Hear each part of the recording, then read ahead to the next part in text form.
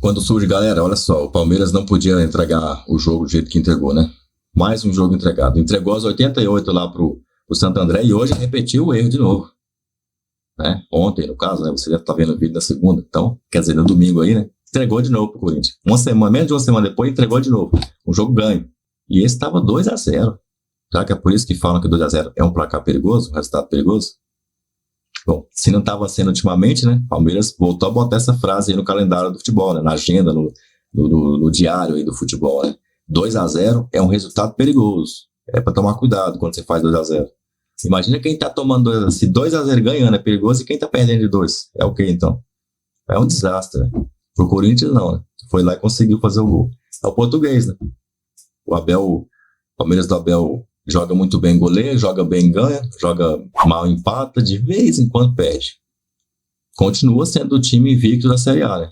A última vez que perdeu foi ano passado do Flamengo, no Campeonato Brasileiro, no Maracanã. De lá para cá, não aconteceu nenhuma derrota mais.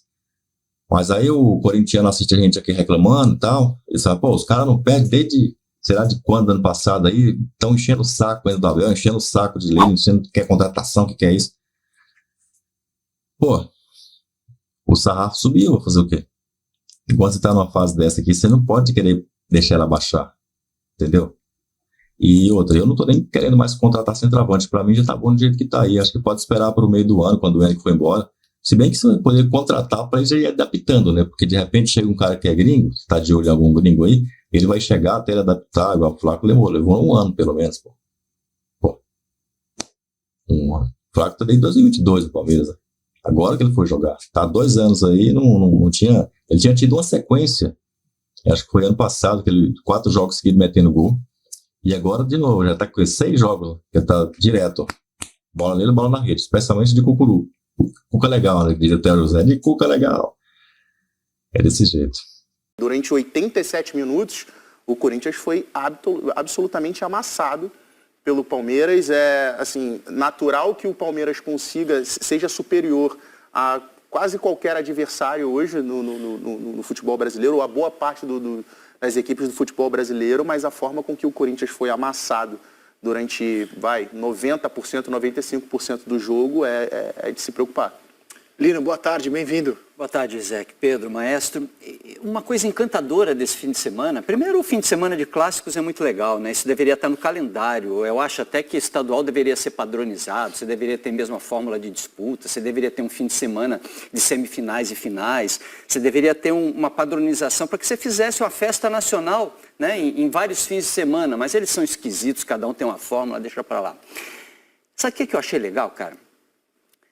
A gente está começando a se acostumar, ou está começando a ver no Brasil os jogos de mais de 90 minutos. O futebol nunca teve 90 minutos, mas é que ele agora, ele tem acréscimo longo, ele tem normalmente 100 minutos, e ele com 5 substituições, ele precisa contar na estrutura estratégica dos treinadores com essas retas finais, vários jogos. Pô, em liga inglesa a gente está cansado de ver viradas depois de 90 minutos, banco que vem e resolve, times que realmente têm 13, 14, 15, 16 jogadores que são capazes de entrar e fazer a diferença numa partida de futebol.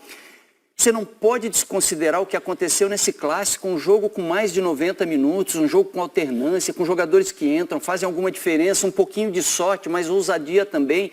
Tomara que o futebol brasileiro comece a ter mais disso, de jogos além dos 90 minutos. Chega daquela chatice do jogo, já acabou, né?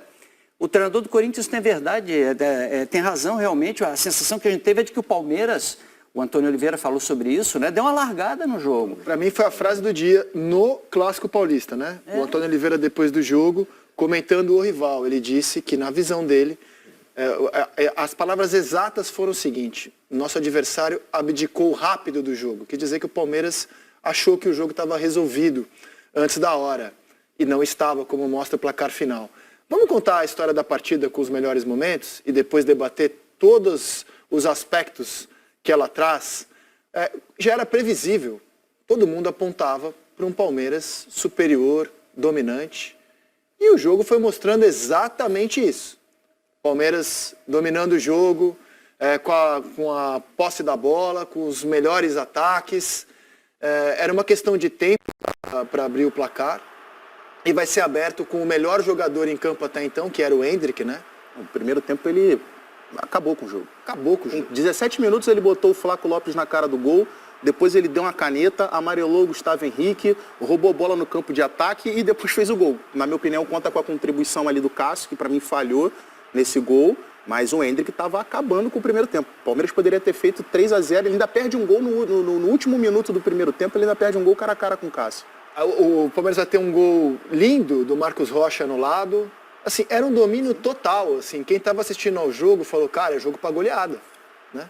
Na casa do Palmeiras. Talvez seja essa a razão pela qual, no segundo tempo, com essa superioridade, com 2-0 no placar, tenha dado aquele relaxamento natural que não pode acontecer e termina sendo castigado. Né? O Flaco vai marcar o dele, então estava tudo perfeito, né? O gol do Flaco importante porque 6º gol consecutivo em 6 jogos pelo Campeonato Paulista. E o Palmeiras tudo perfeito, um gol do Endrick, um do Flaco, aí as coisas começam a mudar. O Gustavo Gomes sai, o Naves que entra, dá muito campo para o Yuri Alberto, acho que ele vacila ali na marcação do centroavante. Com 2-1, o Palmeiras vai ter esse contra-ataque, que nasce de uma bola do Everton para o Rony, o Cássio vai muito mal, faz a falta, é bem expulso, e ali o Corinthians, com 2-1, se via com 1 a menos no placar. O Palmeiras seguia jogando bem melhor, o Corinthians melhorava um pouquinho, mas o jogo era do Palmeiras. E aí as coisas vão começando a mudar. Primeiro que tem um lance grave, porque o Yuri Alberto se machuca gravemente, né, nessa entrada do Murilo. O árbitro decide por um cartão amarelo, vamos debater se não era o caso de expulsão. O Yuri Alberto sai de maca, vai ser desfalque por um bom tempo no Corinthians. E no último lance da partida, com 2 a menos, com o Gustavo Henrique no gol corintiano, os bastidores estão relatados hoje no GE, de porque o Gustavo Henrique foi para o campo. E com 2-2, o Gustavo Henrique quase toma esse peru e o Ranieri salva em cima da linha. Peru é modo de falar, né? Porque ele não é goleiro. Mas eu queria contar esse bastidor que está publicado no GE hoje. Quando o Corinthians tem a expulsão do Cássio, ele não tinha mais alteração a fazer, por isso ele fica com 1 a menos. O jogador que levanta a mão e fala, eu tenho aptidão, eu tenho alguma intimidade com a função, é o Yuri Alberto.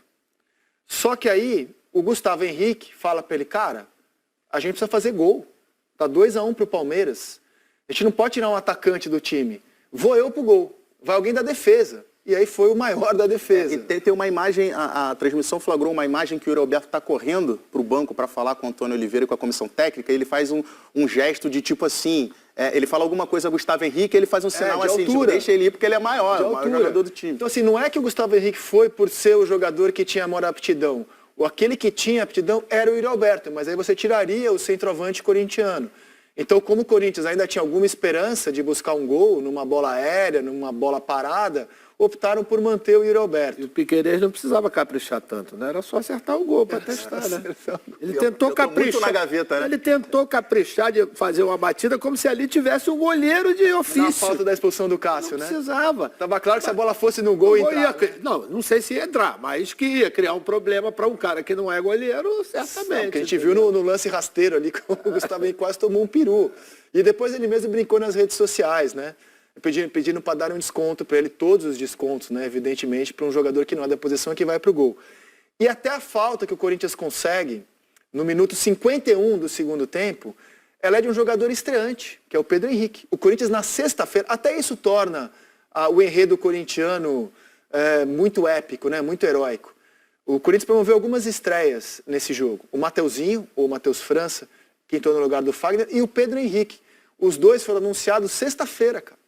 Anunciados sexta-feira. E já estrearam no Clássico. A falta para o gol do Garro é sofrida pelo Pedro Henrique. E já entrou assim, rasgando, vibrante no jogo. É um jogador estreante. Ele sofre a falta e assim, acho que o Palmeiras foi infantil ali de fazer a falta, cara. Bola parada era tudo que o Corinthians queria. Pra que fazer uma falta? O Palmeiras tinha 2 a mais. O Pedro Henrique entrou bem, o Gustavo Mosquito entrou bem também. O gol... Faz a jogada do primeiro gol. O primeiro gol é a jogada dele, ele que toca para trás. Não foi uma ação só emocional a do Corinthians. Teve questões estratégicas relevantes ali também. O Antônio Oliveira faz movimentos em busca de alguma coisa. E essa alguma coisa acabou surgindo. E a acomodação do Palmeiras acabou colaborando bastante com esse movimento do Corinthians também. E o Everton, né? O Everton falhou naquela falta, cara. Vamos botar de novo o gol? Foi uma cobrança linda do Garro, não se discute. Mas o Everton, ele leu mal a trajetória da bola, né? Ele achava que a bola ia para fora e ele desiste de pegar a bola. Ele não quis ceder um escanteio para o Corinthians, né? É que nessa distância, o goleiro, para tomar o gol, tem que ser uma sapatada. Tem que ser um Roberto Carlos da vida que acerte um tiro e que realmente dificulte muito. Porque, maestro... O Everton tirou a mão, acho que ele falou, eu não vou ceder um escanteio. Eu acho que ele achou que a bola ia para fora. Claro, sim. sim, Foi uma bola lenta, foi de longe, né? Como para bater uma falta daquela ali, só tipo o Roberto Carlos mesmo para soltar a perna ali. Você vê que ele foi uma bola de precisão, eu quero acertar o gol, somente isso. E você vê que ele dá uma recolhida no braço quando ele chega. Ele faz o movimento para a defesa correto. Mas quando chega ali, parece que ele recolhe o braço achando que ela iria para fora. Se a gente conseguir ver de novo, na hora que ele salta e provavelmente quando ele ouve o barulho da bola batendo na trave, ele antes de cair, ele já está caindo olhando para dentro do gol. Assim, que mostra que claramente ele acabou que sendo não é normal para o surpreendido. goleiro na qualidade dele. Acho que não se discute que ele falhou. É puro suco de futebol, porque minutos antes ele teve a chance de se tornar um personagem forte da vitória, porque ele dá o lançamento para o Rony, né? O lançamento é dele, e o Rony provoca a expulsão do Cássio, poderia ter sido o gol do Palmeiras, poderia ter sido 3-1 ali, e a gente hoje falaria do lançamento do Everton. E agora a gente está falando da falha que culminou no empate. Não foi o único do Palmeiras que falhou, acho que o Naves vacilou feio no primeiro gol, o Abel fez algumas mudanças que o time caiu com elas, e ele foi obrigado a fazê-las. Não foi só escolha, eu estou ganhando o jogo. O Hendrick saiu por lesão, não tinha o que fazer. O Gustavo Gomes saiu por causa de uma fratura no pé, ele já tinha um cartão amarelo também. Aí ele tirou o Flaco por cansaço. E os jogadores que entraram, como o menino John, já falei do Naves, se você não fizer os testes agora, em fevereiro, quando é que você vai fazer? Então, por mais que sejam Palmeiras e Corinthians, eu entendo um pouco o lado do Abel, que são nesses jogos, e você não vai também esticar muito a corda em fevereiro, né, queimar a largada. Eu entendo um pouco o lado do Abel, sinceramente, eu passo um pano pro Abel. Eu entendo, cara, ele tem que fazer os testes agora. E acho que estamos em fevereiro. E acho que estrategicamente fazia sentido também, porque além das questões físicas, dos problemas físicos que você citou, em termos estratégicos faziam sentido, porque ele tinha 2-0 no placar. Do outro lado, as alterações também foram justamente para deixar um Corinthians mais ofensivo. Por exemplo, ele o Rony fez sentido, o Rony no contra-ataque expulsou o Cássio. Então, ele, por exemplo, ele tira o Caetano, bota o Hugo, um lateral pelo lado esquerdo, bota o Pedro Henrique, o Mosquito. No meio-campo, ele tirou o Vera para colocar o Biro. Então, assim, era um Corinthians que estava se lançando para tentar, de qualquer jeito, diminuir o prejuízo. Então, fazia sentido. Ele tem um time, ele, por exemplo, ele entra com o menino no lugar do Zé Rafael no meio. Vamos mostrar a escalação inicial e as alterações do Palmeiras, e o Pedro pode seguir no raciocínio dele. Então, assim, fazia um certo sentido com as alterações que ele fez, de ter um time no meio-campo que conseguisse defender um pouquinho melhor, um pouco mais coeso, para conseguir sair na velocidade dos jogadores. Ele não tinha o Veiga ontem, né? A gente até debatia se o Hendrick seria titular ou não, porque o Hendrick só tinha feito alguns minutos na temporada com o Palmeiras. Foi titular com o Flaco, jogou muito, já falamos sobre isso. Piquerez e Marcos Rocha, ele tinha Aníbal, Zé Rafael e Richard Rios. O Zé Rafael mais avançado, né, fazendo a função que a gente enxerga no Veiga, e os 3 zagueiros. Essa é a escalação inicial. Aí ele colocou os seguintes jogadores.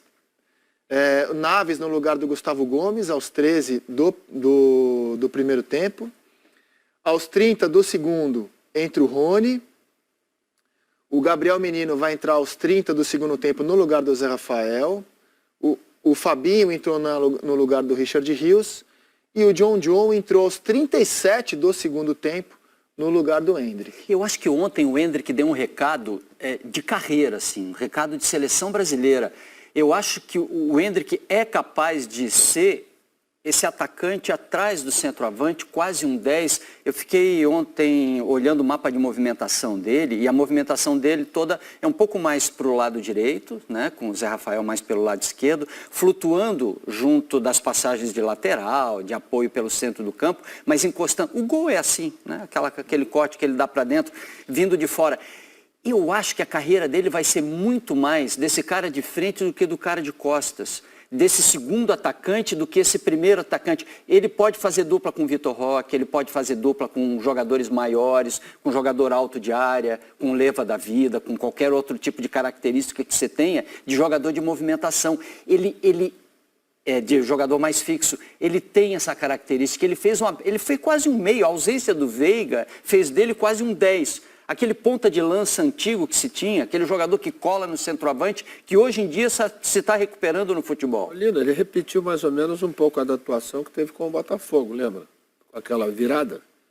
Ele começa a sair um pouco da área, né, para poder fazer as jogadas, tanto que tem a jogada que ele faz o drible, tem a jogada depois que ele arruma com a canhota para fazer aquele jogo da virada, entendeu? Eu acho que pelas características dele, você pode usar ele de acordo com quem vai ser o companheiro dele. Assim, ele desde a base, ele, embora fisicamente ele, mesmo sendo mais novo, ele acabasse se sobressaindo diante dos rivais, desde a base ele nunca foi esse cara de sustentação, de jogar de costas, ele sempre foi esse cara de arrastar, de dominar a bola, como foi o gol contra o Botafogo. Arrasta 2, 3 na marcação, entra e faz o gol. Ele sempre foi esse cara de movimentação. Ele partia do 9 e fazia isso pela característica dele, mas normalmente ele não joga com o 9, ele faz isso porque ele tem essa virtude, mas jogar com outro 9 pode ser muito legal para ele. Contra o Boca, que ele sai do banco e muda o jogo, né, na eliminação do Palmeiras, ele jogou pela direita. Não é o comum, eu sei que não é o habitual, mas ele jogou aberto pela direita naquele dia, muito mais pela direita. Jogou pra caramba também. A gente tá falando de um jogador que tá em construção, né? Ele tá em construção, cara. O Ancelotti vai testar diferentes maneiras de jogar dentro do elenco do Real Madrid, né? Eu acho que pela mobilidade dele, pela qualidade técnica dele mesmo, aonde você colocar, ele vai dar conta do recado. No próprio pré-olímpico, é claro que a execução acabou sendo péssima de maneira geral, mas no próprio pré-olímpico a tentativa era muito dele jogando com o John Kennedy, era justamente de ter essa dupla de atacante, dois jogadores de muita movimentação, e ele, assim, dentro do que foi a péssima participação do Brasil dentro do pré-olímpico, mas ele foi disparado o que salvava a seleção brasileira. Achei que ontem ele e o Flaco como dupla se entenderam muito bem, cara. Estavam muito bem no jogo. Muito bem. Mas voltando ao Abel, né? O Hendrick sai porque sente. Ele sente uma questão muscular e sai. Eu estava falando das substituições. Se a gente puder colocar... Põe, por favor. Foram 2 por contusão, né? O Gomes e o Hendrick. E as outras perfeitamente, porque o jogo pedia aquilo ali, né? Não tinha necessidade de nada, né? A entrada do John, a entrada do Gabriel Menino no lugar do Zé, né? Do Zé Rafael. É sempre bom lembrar que a gente está no início de temporada também. Assim, e o Gabriel Menino, a exemplo do Zé Rafael, também faz essa função mais ofensiva. Ele entrou assim também contra o São Paulo na Supercopa, jogou bem. Quero dizer o seguinte, eu não acho que foram as alterações do Abel que fizeram o Palmeiras abdicar do jogo. É que quem entrou individualmente não entrou bem mesmo. E insisto, a gente está em fevereiro. Acho que agora é o momento de o treinador fazer testes, colocar a garotada. É o momento de você ver se o John, num jogo desse tamanho, realmente ele tem condição de dar uma resposta. Se a gente puder colocar de novo as alterações do Palmeiras. Nada melhor que você dar essa oportunidade para essa garotada quando você está num jogo que você é superior por um grande tempo. Quando você tem um placar assim, porque o cara entra muito menos relaxado que aquela obrigação quando tem que entrar para ser a solução, né? Nesse caso aí, você vê que o John e o Fabinho, eles entraram como alternativas. Não eram para ser a solução, porque o jogo estava praticamente... Aí é uma questão, até o Abel fala depois na coletiva, que é uma questão muito mais mental, de você estar concentrado até o final, porque existem essas armadilhas dentro do futebol. Eu, assim, não tô... Queria ouvir vocês na hashtag Seleção Sport TV. Você, torcedor do Palmeiras, acha que essa queda que o Palmeiras teve na reta final do jogo passa pelas alterações? Passa, né? Quem entrou não entrou bem. Mas foi o treinador que tomou uma iniciativa de abdicar do jogo? Eu não vejo assim. Eu acho apenas que quem entrou não conseguiu estar à altura. E também uma boa dose das circunstâncias do jogo, né? Assim, o que o Corinthians conseguiu é algo que acontece a cada 10 anos. Não é algo corriqueiro no futebol, né? É muito raro o que o Corinthians conseguiu. Está longe de estar na conta do Abel esse resultado de ontem. Longe, muito longe.